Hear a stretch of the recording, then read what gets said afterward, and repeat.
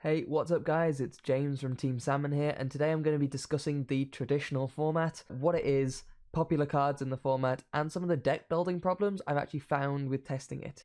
Just before I start, ask you to click the subscribe button if you'd like to see more content like this, as if people like this, I will be trying to do more and more of these videos just to go along with my streams. Without further ado, here we go. Now, traditional format is one of the very few officially supported alternative formats. However, it's not really something that's often talked about or anything, just because of the lack of events. However, it was recently announced that at the UK Nationals, there'd be an Attack of the Giant card event using the traditional Forbidden Unlimited list, which has sparked a lot of interest in it. So what is the traditional format? Well, if any of you have taken a look at the ban list recently, which we all have waiting for that new ban list, you'll see that there are actually 3 columns on it. There is one for the card name, one for the status in advanced format, and one for status in traditional format. There's not actually that much difference. It's pretty much identical, except all the forbidden cards are now limited instead. This means you can finally play Stratos in your hero decks, or you can dust off that Zoo deck and play it again with Broadball and Dryden at official tournaments. However, in addition to releasing cards from recently nerfed decks, it also releases some of the most broken cards ever released in the game. Cards have been forbidden for years just because of how broken they were. Some examples of these really powerful cards that people will know well, especially to GOAT format players, so it's cards like Premature Burial, Pot of Greed, and Delinquent Duo. They're all now at 1. However, there are cards that were banned way back in 2005, even in GOAT format, just because of the stupid things you could do with them. Things like Makura the Destructor, Yatagarasu, and Fiberjaw. Now, for players who weren't around at that time, who don't know how broken these cards were, and all they've seen is its name on the ban list, I'm going to just quickly read off these effects, just so you can see. So, Makura the Destructor is a level 4 Dark Warrior, with the effect of, during the turn this card was sent to the graveyard, you can activate trap cards from your hand. Now, I'm going to go into why this card was so good a little bit later on in a bit more detail, but just from its effect, you can tell how good this is. And Yatagarasu is a level 2 Wind Fiend Spirit monster. It has all the normal spirit stuff about it can't be special summoned and it bounces back to the hand at the end of the turn. However, its individual effect is, when this card inflicts battle damage to your opponent, they skip the next draw phase. Now, this was actually part of a lock where you got rid of your opponent's hand and field and then just poked with Yatagarasu and they couldn't do anything because they couldn't draw cards, they couldn't out it. You just summoned Yata, attack, bounce it back to hand. That's all you did. That's all you had to do, and you won. And the last card, Fiberjaw, is a level 3 Earth Flip effect monster, and the effect is, when it's flipped, each player shuffles all cards from their hand, field, and graveyard into the deck, then draws 5 cards. It's a big reset button for everything. So I shouldn't have to tell you why that's a broken card. So with all these broken cards now available to use, what sort of strategies can they be used in? Popular choices in the past have been the Makura FTK, where you use draw power trap cards like Jar of Greed, Reckless Greed, Legacy of Yatagarasu, and it draws into Exodia, for example.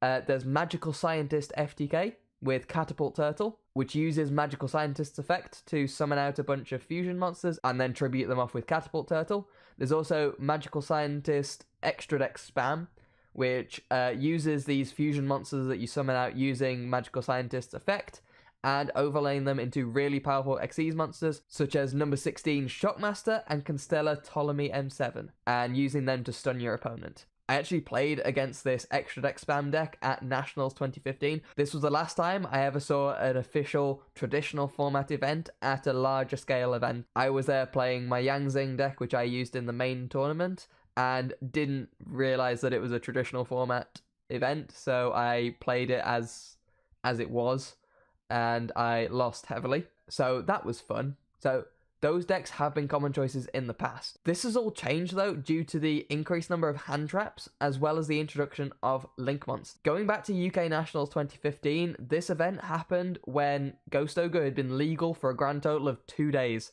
and it had not seen widespread play yet. Just because of the nature of the format, it was not a popular card, and given that it was brand new as well. It was not a very popular card. This meant that the decks I mentioned previously could go off and do their thing without fear of... However, with the rise in popularity of hand traps, as well as more of them coming out, it becomes a lot more difficult to play these decks. I mean, Droll and Lockbird was already out at this time. However, if you use this on a Makura FTK player, they just can't do anything. They've already dumped their Makura from their deck and have started using their traps, but they can't add any more cards to hand, so they can't really do anything, and you win because they can't get to their win condition. The introduction of Link monsters has also created problems in that you can't use Magical Scientist to spam out fusion monsters as easily, at least not without some prior setup. This brings us to the state of the format currently, and with the increased speed of the game, as well as more disruption now than ever before, how is it best to actually build a traditional format deck? Well, my thoughts and initial testing gives us two main possibilities. One is that you build a Makura FTK deck, but then use things Psyframe Gear, Gamma, and Called by the Grave to stop hand traps so you can actually make your plays. Out of all these broken decks that are available, Makura FTK is probably the most consistent choice, and main decking cards that stop the hand traps, that stop getting to your win condition, is probably the best way to go about playing it. However, playing these cards can potentially clog as you have less cards in your hand to be able to get to your win condition. So you have less cards in your hand to be able to dump Makura, you have less trap cards in your hand to start your drawing. So that is a potential issue with that. The second possibility is that you can build a current deck, but then simply add these newly limited cards to the deck in order to aid that deck. So adding Pot of Greed and Graceful Charity to pretty much any deck already boosts its consistency up. And Painful Choice gives you 4 Foolish Burials as well as a way to add a card to hand. Obviously, it relies on your opponent picking it, but if you give your opponent 5 cards that you don't mind losing to the grave or don't mind adding to your hand, then it's a win-win situation for you, really. So those are the two possibilities, and I'm actually favouring the second one. A deck that I really enjoy playing is Trickstars. If you've seen my Trickstar deck profile, you know that I know a reasonable amount about the deck, or if you then go watch it, I'm going to link it just up here, so go do that. And I've actually had some success building a Chaos version of the deck for traditional format. So this is using cards like Armageddon Knight to dump Makura, or to dump Blackwing Zephyros the Elite to the grave, and then you can use Makura to use Reincarnation on your first turn, so you can actually do the Droll combo on your first turn without your opponent even doing anything, which is crazy. But also with Zephyros the Elite, you can bounce back a light stage and get another Search of Light stage, as well as go into rank 4 plays using your Armageddon Knight and your Zephyros to make a Baguska or something like that. Adding these dark cards to a light deck also gives you access to Chaos Emperor Dragon, and we haven't had the errata yet. So it's the original, the OG Chaos Emperor Dragon with its really broken effect. If you don't know what Chaos Emperor Dragon does, I'm going to leave a link in the description so you can go check it out, but it is a very, very good card, and having access to it in traditional format is a huge thing. So in conclusion, traditional format is in kind of a weird place at the moment, and we don't really know how best to build strategies and decks, and we won't know until after UK Nationals. However, one thing is for certain, and that is there is a lot to think about with deck building in traditional format, and I can't wait to see the crazy decks that do show up at UK Nats. So what are your thoughts on the traditional format? Please comment your thoughts down below. If you like this discussion, don't forget to click the like button, and if you didn't like it, click the dislike button.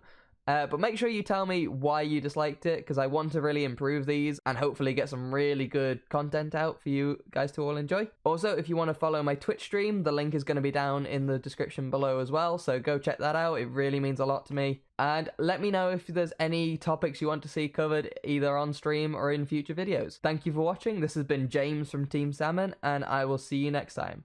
Bye, guys.